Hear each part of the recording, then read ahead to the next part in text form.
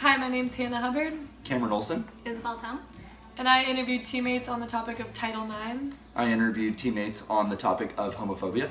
I researched articles and media about hegemonic masculinity. And first we're going to go into Hannah's section. Hi, my name is Hannah, and I interviewed some of my beach volleyball teammates about Title IX and their thoughts on how it has affected their careers.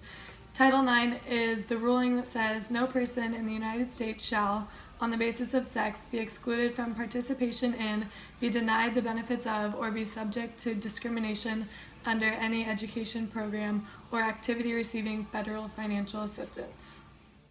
Both of the players that I interviewed are on the beach volleyball team here at Cal Poly and are aware of what Title IX is. The first question I asked them was if they think there is gender equality in college athletics. There's gender equality. I know schools compensate by not having programs, as many different programs, because they have bigger programs for different sports. Yes, I do. I know that with Title IX, they have to have the same amount of teams and scholarship and roster spots for both men's and women's sports. So I know that, for example, at Cal Poly, we have a women's volleyball team and a men's wrestling team, and it kind of evens out with that.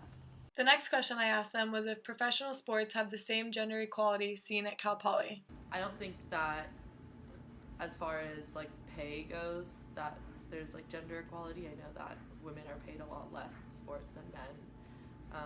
I know certain sports they pay, men's soccer, for instance, they pay their players a lot more than any women on the women's side. I think professional sports are kind of a different realm because they're not as much required, I don't think, to have the Title IX equality, and I think it's more about spectator and money based, and obviously male sports are bigger money makers for sports teams, and female sports aren't as big with spectators. The last question that I found interesting was when I asked them their thoughts on if women would one day have a larger presence in sports than males, and if they would welcome this change. I definitely want it to change in the future.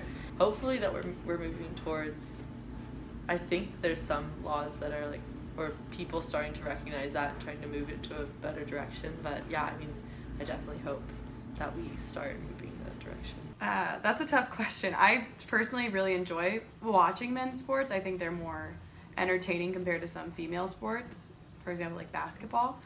But I would like for little girls to grow up and think that they could have that same star power or publicity that men do. Overall, I found that there was a general consensus on all of the questions that I asked. I found it interesting that both athletes had similar thoughts on hoping that Title IX would one day make a difference for professional athletes as well. Hi, my name's Cameron, and I interviewed two of my athlete friends who are on the volleyball team and was on the baseball team at Cal Poly. And the term of homophobia is created by the orthodox gender ideology, which causes people to have unbending ideas and beliefs about the way males and females are supposed to think, feel, and act. It creates the assumption that heterosexual is natural and lesbians, gay men, bisexuals, transsexual, and intersex people are not natural or normal. The first question I asked my participants was whether or not homophobia was present in the sport they were in. Yeah, there's we would all have to shower together and stuff because we'd be on the road and stuff like that, and I don't know, things would happen and someone would be oh, that's gay or something, and that would kind of be the extent of it. Mm-hmm. Nothing, anything really negative. It was just kind of always joking. Mm-hmm. Yeah. I guess back then there was more, kids were more cruel, they weren't accepting of others, mm-hmm. and trying to figure things out. People didn't know if they were heterosexual or homosexual or bisexual and whatnot. So trying to figure that out, and I think more in the high school is kind of a thing. But for the team aspect, everyone on my team, after freshman year, once you got to know of your people, everyone, we were pretty close. Mm-hmm. It was kind of fun. And volleyball for guys is viewed as a women's sport, so that in and of itself made us kind of act pretty stupid sometimes. We would own that moniker, oh, we play women's sport, okay, we're gonna act pretty weird, So but in college, no one cares. The next question I brought up was whether or not their sports team fostered an environment where players could feel comfortable to come out to their teammates. Yeah, our coach was amazing at Cal Poly.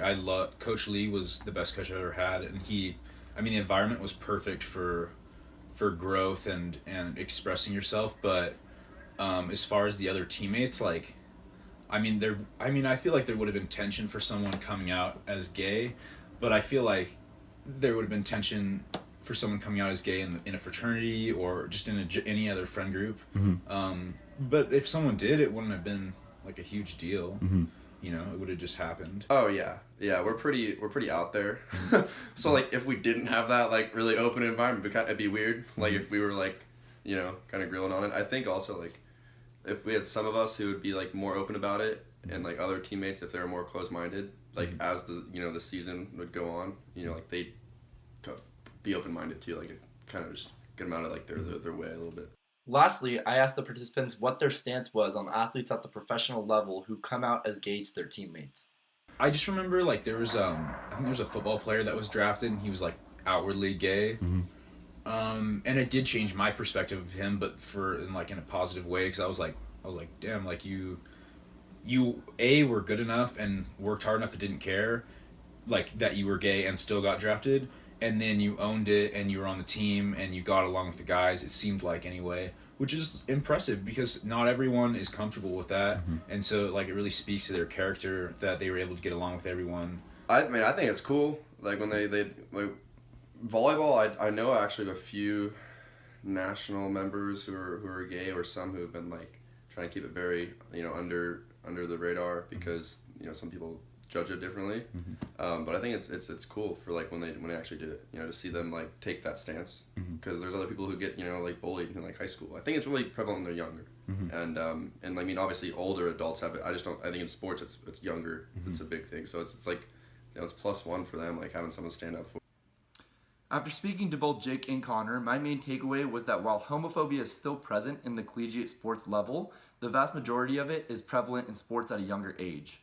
As athletes mature, homophobia seems to disappear in sports such as volleyball, which are known to be a predominantly women's sport.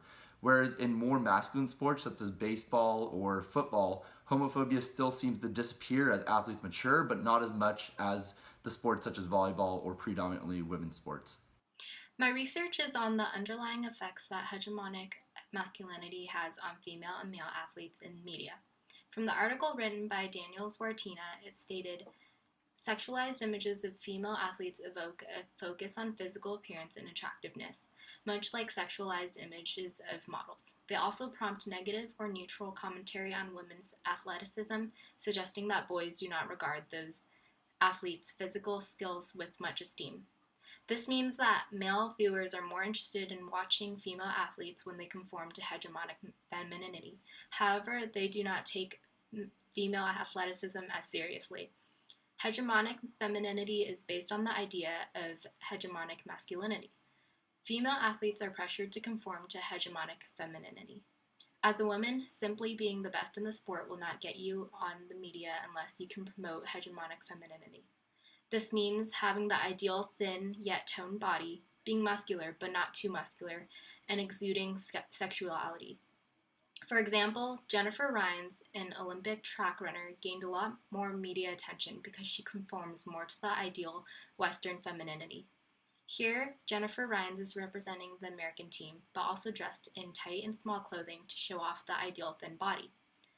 This idea stems from hegemonic masculinity, which is the dominant belief that masculinity is regarded as the norm against which all others are judged.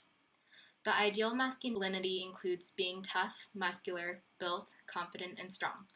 Shown here is Tom Brady, a football player that represents hegemonic masculinity. This is a depiction of how men should be seen in society. In the following TED Talk, it focuses on how men are perceived in society and the man box they are labeled in. I became aware that I wasn't the only guy to experience these pressures. Pressure to live up to this masculine ideal while rejecting all that's considered feminine in ourselves. I speak to the male experience because it's been my lived experience. But gender expectations happen to everyone, and human lives are at stake. Now that I work with young men, I am reminded that being male still comes with this pressure to maintain masculinity by fitting into what many refer to as the man box. That is, be tough, be in control, keep your emotions in check, and stay away from any behavior deemed feminine. This is limiting. It leaves little room for vulnerability and individuality. In conclusion, from the research conducted, I found that we are socialized by the idea of hegemonic masculinity and how it influences us to focus more on athletes' physical appearance than physical abilities. Focusing more on physical appearance leads us to conform more to society's standards of what the ideal feminine and masculine bodies are. With the research that we conducted for the video, we have derived 3 questions based on the topic points.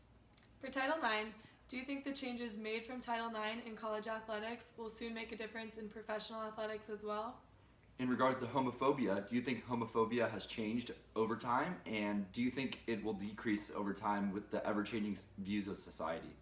And for hegemonic masculinity, how are we able to change the way we are socialized by ideals of hegemonic masculinity in the future? Thanks for watching the video, and we hope you enjoyed it. Thank you.